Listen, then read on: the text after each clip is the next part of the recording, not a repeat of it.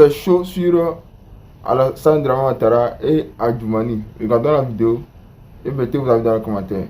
Camarades peu d'Afrique, peu de Côte d'Ivoire, citoyens du monde, mes chers frères et sœurs, peuple du Liptako, groupe. Frère, non, Yoramani. Dra et puis Adjoumani, je ne sais pas qui est bête que qui. Je ne sais pas qui est fou que qui. Je ne sais pas qui est zézé que qui. Mais Adjoumani, lui, avec sa tête en drain, brique V5. C'est-à-dire qu'il s'en est arrêté gaillardement devant les gens pour dire non, que l'État va acheter 123 000 tonnes de cacao. 123 000 tonnes de cacao au prix bord champ de 2800. D'accord. Mais, quand tu regardes cacao qui est en Côte d'Ivoire, je rappelle que la Côte d'Ivoire est le premier pays producteur de cacao au monde. Donc, cette année, cacao a donné. Cacao a donné. Donc, aujourd'hui, en Côte d'Ivoire, quand tu comptabilises, d'accord, selon les syndicats, quand tu comptabilises, les cacaos qui sont stockés dans les magasins chez les planteurs, eux-mêmes à la maison, les cacaos qui sont contenus, d'accord, dans les camions au port, et qui sont garés, et qui ne sont pas encore déchargés, qui sont au port là-bas, et les cacaos même qui sont dans les navires au port là-bas, qui n'ont pas encore bougé. Quand tu comptabilises tout ça, ça fait près de 1 million de tonnes de cacao. 1 million de tonnes de cacao. Bon, quand tu as venu acheter 123 000 dans 1 million de tonnes, 123 000 dans 1 million, bon, les près de 900 000 tonnes, ou bien je dirais, prenons 800 000 tonnes, les près de 800 et quelques mille tonnes qui vont rester là-haut. C'est ton grand-père qui va acheter ça. Adjoumani, les près de 800 000 tonnes de cacao, qui vont rester là. Est-ce que c'est ton grand-père qui va acheter ça?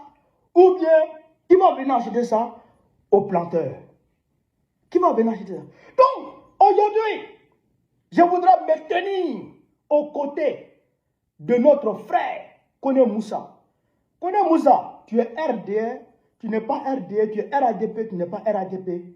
Mais à partir du moment où ton combat est noble, tu trouveras à côté de toi Bago Kone.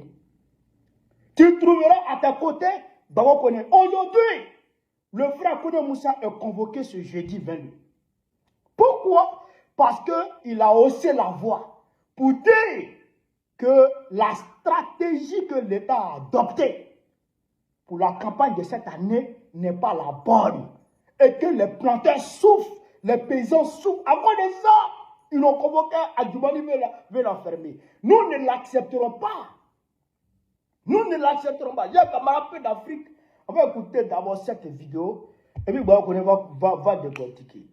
Sinon, il y aura mani. On va écouter cette vidéo. J'ai un camarade peu d'Afrique. On est parti. Certains de ces chauffeurs routiers ont passé les fêtes ici, aux portes du port d'Abidjan, et attendent toujours désespérément de pouvoir décharger leurs marchandises. Non, pendant une semaine, on ne bouge pas, on est là. On doit en bas des camions même. Toucher là, mais mouchique là, mais là, nous fatigués ici même. Nous payons les cas de stationnement, mais quand on vient, il n'y a pas de parking, c'est difficile. Vous voyez tout à l'heure qu'on a eu du mal à stationner les camions. Il n'y a pas de place. Les routes sont occupées.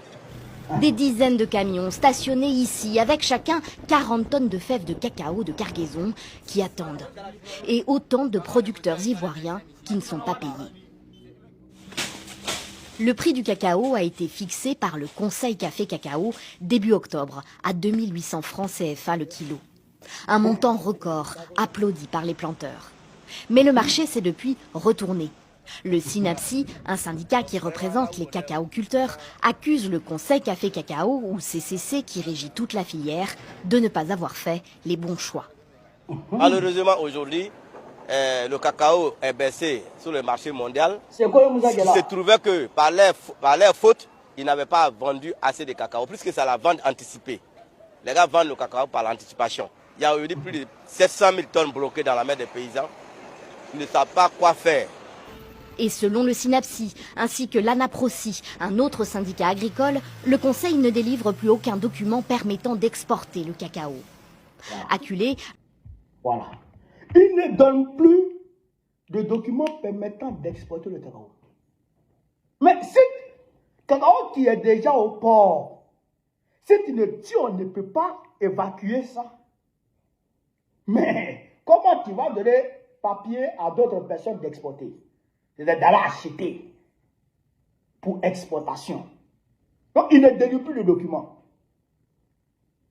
Mais il faut évacuer ce qui est déjà au port. Mais ça a bien été pesé. Ça a bien été pesé et ils ont donné des reçus aux planteurs.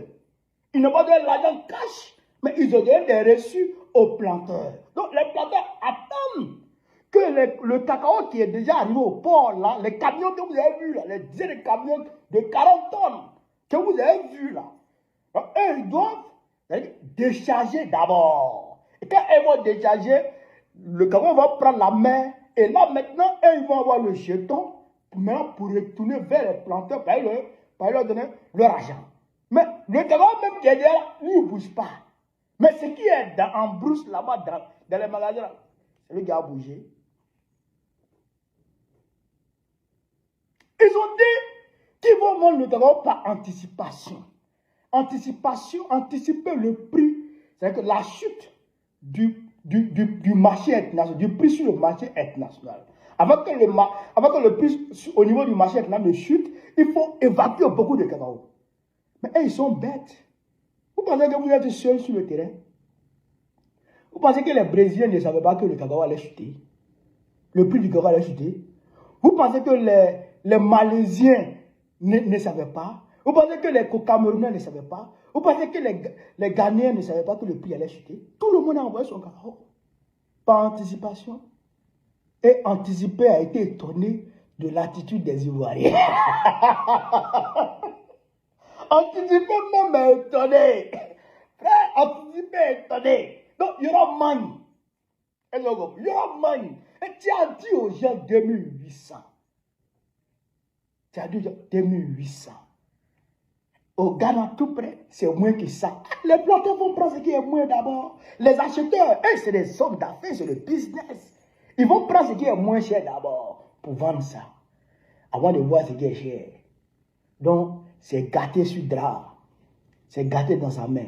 Allez là, les planteurs sont là, ils ne comprennent rien. Et à Djoumani, avec sa grosse tête, c'est-à-dire qu'ils veulent employer la méthode de la répression. Toute voix, d'accord, dissonante est totalement écrasée. Et dès que tu viens, tu critiques l'attitude du gouvernement vis-à-vis du secteur café cacao, automatiquement, on t'écrase, on te met en prison. Ça là, on ne va pas l'accepter. On ne va pas l'accepter. J'apporte mon soutien aujourd'hui. J'apporte mon soutien demain à Kone Moussa. Mon frère, on ne se connaît pas. On ne s'est jamais vu. On n'a jamais parlé. Mais ton combat, il est noble. Je ne sais pas si tu es du RADP ou tu es du PPACI ou GP. Je ne connais pas ton parti. Mais mon frère, ton combat, il est noble. Moi, je suis avec toi, je te soutiens. Je te soutiens dans ce combat. À Djoumani, il faut laisser le musulman en paix. Il faut laisser le musulman en paix. Parce que je n'ai pas pour sur toi. Il faut te calmer. Ta grosse tête, vieux Djandjou là. Il faut te calmer. Il faut laisser le monsieur en paix. Il est dans son combat. Il se bat pour les opprimés. Il se bat pour les planteurs, les pauvres planteurs. Il se bat pour eux. Il faut les laisser en paix. Vos histoires de 123 000 tonnes là. C'est quoi ça? 123 000 tonnes, c'est quoi dans la production annuelle du cacao de la Côte d'Ivoire? 123 000, c'est quoi là? Vous venez faire des déclarations à la con. 123 000, c'est quoi? Il y a plus de 700 000 tonnes qui sont actuellement là, qui sont stockées. Chaque jour, ça augmente. Puisque le cacao a donné, chaque jour, ça augmente. Ce qui est au port n'a pas encore bougé. Ce qui est dans les navires n'a pas encore bougé. Mais c'est pas bon. C'est pas bon. Et on parle de ça, ta grosse tête là. Chercher des petites filles, waworo là. Tu viens d'arrêter pour menacer les gens. Ateke. On est là, Ateke. Frère, voilà ce que je voulais vous dire. Vive les cacaoculteurs. Soutien aux cacaoculteurs. Soutien à Kone Moussa. Vive l'Afrique libre. Vive le panafricanisme. Vive le blanc africain. Bago président Pégol voit très prochainement.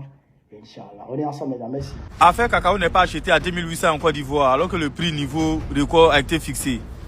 Mon message à son excellence Alassane Ouattara, parce que quand vous avez augmenté le prix des cacao, le prix du cacao a toujours été fixé par l'État. Quand vous avez augmenté le prix du cacao à 2800, nous tous on a crié. Moi-même j'ai parlé de ça, j'ai fait plus de 1 million de vues. En faisant l'éloge du président Alassane Ouattara. Parce que jamais un président n'a augmenté le prix du cacao depuis 1900 Jérusalem. Alors nous étions fiers. Mais pourquoi aujourd'hui les planteurs se plaignent? Alors qu'avant on achetait le cacao sans problème. Avant de m'adresser à son excellence Alassane Ouattara, vous les planteurs là, vous avez dit ici que vous ne mangez pas goudron. Alors que pour aller acheter cacao là, dans vos villages, dans vos campements là, il faut qu'il y ait la route. Alassane Ouattara est en train de mettre goudron dans vos localités, dans vos départements, votre circonscription. Vous avez dit non, que vous ne mangez. Vous êtes allé même jusqu'à casser les nouveaux goudrons qui étaient déjà en position. Que vous ne mangez pas goudron. Maintenant, comment les camions vont rentrer dans les champs? Donc, qu'est-ce que les planteurs ils font? Ils essaient de calculer le transport aller-retour. Et ils coupent dans vos jetons. Ils essaient de calculer nourriture, ce qu'ils vont manger là-bas, tout. Ils coupent dans vos jetons parce que vous habitez très loin. Vos champs sont dans les campements au fin fond du monde. Donc, ils essaient de calculer tout ça, puis ils coupent dedans. Vous avez dit que vous ne mangez pas goudron, non? Donc, eux aussi là, ils ne vont pas prendre eux-mêmes leur argent, aller dans vos campements, aller acheter vos cacao à 2800 et revenir, aller-retour là. Qui paye leur transport? Les acheter là, qui paye leur transport? Et quand ils vont là-bas, quand ils vont manger là, bon, ça c'est compréhensible, eux-mêmes mangent, donc c'est eux-mêmes qui payent. Mais leur transport aller-retour là, qui paye? Leur carburant là, qui paye? C'est ça aussi, il faut comprendre. Voilà pourquoi on vous a dit, rejoignez-nous, comme ça on va demander pardon à son excellence Alassane Ouattara avant qu'il n'y parte, qu'il met le goudron partout. Le goudron n'a qu'à passer dans toutes les localités. Ça n'a qu'à aller dans tous les glo-glo. Comme ça, même ton cacao, tu appelles, le gars vient, il prend, il se retourne. Tranquillement, tranquille. Parce qu'il y a route. Mais s'il n'y a pas de route là, comment ils vont aller? Il y a d'autres même pour vous décourager, même disent que bon, il n'y a pas de route, on ne peut pas venir. Si toi-même tu peux prendre ton cacao pour aller jusqu'au port, pour aller vendre là-bas, ou bien pour aller jusqu'en ville, pour aller vendre là-bas, tu vends au prix que tu veux. Mais si eux ils doivent se déplacer pour aller chez toi là-bas, c'est compliqué. Vous avez augmenté le prix du cacao parce que quand tu regardes les statistiques depuis 2000 jusqu'en 2010, le prix du cacao était de 500 francs à 1000 francs. C'est sur Alassane Ouattara, on a vu cacao à 1050, 1100, jusqu'à ce qu'on atteint 1000 et 2800. C'est vrai, c'est bon. Mais à quoi ça sert d'augmenter le prix du cacao si on ne peut pas vendre le cacao à ces prix? À quoi ça sert d'augmenter si on ne peut pas vendre le cacao? À quoi ça sert d'augmenter le prix si les acheteurs eux-mêmes les arnaquent, hein, les planteurs? Parce que c'est ça, c'est de l'arnaque. Comment quelqu'un a son cacao et toi tu lui dis, au lieu de 2800, tu vas prendre son cacao à 1800 ou bien à 1500. Donc tout le reste là, ça va où? Dans le transport, dans la nourriture, dans le carburant. Quand même, vous exagérez. Et puis, ce qui est méchant dans tout ça, c'est que, monsieur le président, vous-même, vous voyez les acheteurs sortis pour exprimer leur mécontentement face aux acheteurs. Vous voyez leurs sorties, vous voyez les déclarations partout, de gauche à droite, dans les villages, dans les campements. D'autres même vont jusqu'à dans leur champ pour s'exprimer, pour exprimer leur mécontentement.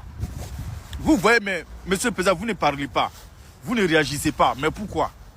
Il faut parler parce que c'est vous qui êtes allé dire devant la nation que le prix du cacao est à 2800.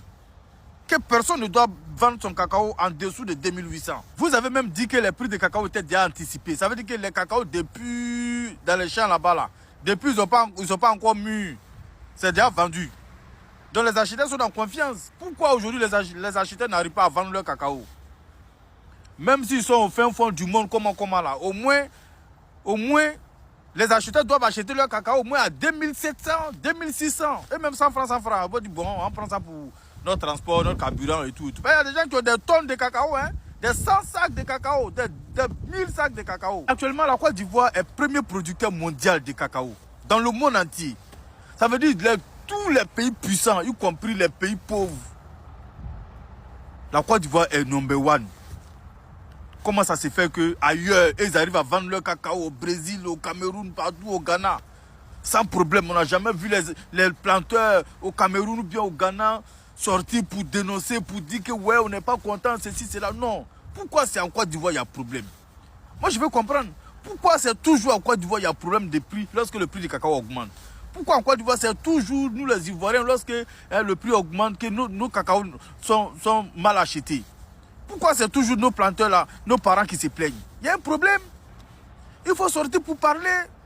Il faut créer une commission d'enquête, de suivi. Hein?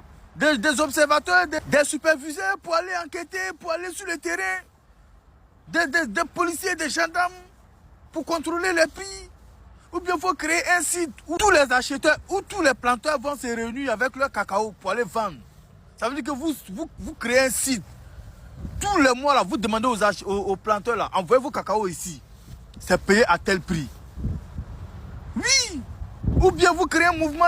Mais je ne comprends pas. Il faut voir ça, monsieur le président. Non, mais nous, on est avec vous, mais quand même, ces genre de trucs-là, c'est pas possible.